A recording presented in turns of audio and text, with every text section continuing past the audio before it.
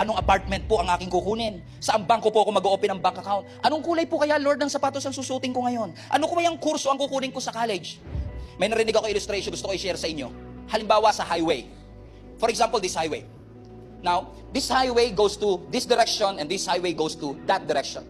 And many of us are stuck na hindi tayo makapag-decide kasi nga inaantay natin ang will ng Lord. Na nagtatanong ka, Lord, saang lane po ako pupwesto? Sa inner lane? Sa middle lane? O sa outer lane? Ang sabi ng Diyos sa'yo, anak, kahit saan, basta yung highway papunta sa tama. Basta yung highway papunta sa kalooban ng Diyos. So kapag tinanong mo ang Panginoon, Lord, ano pong t-shirt ang aking susuotin? Kahit ano, anak, basta yan ay makakapagbigay kaluguran sa Panginoon. Siyempre, kung yung t-shirt mo nagpo-promote ng violence, kung yung t-shirt mo nagpo-promote ng wrong sexuality, malamang hindi kalooban ng Lord. The guidance is in the Word. Pero kung kulay lang naman pinag-uusapan natin, Pastor, giniiwasan ko kasi yung itim kasi demonic yan, di ba? Satanista yung mga itim na yan, di ba? Lahat po ng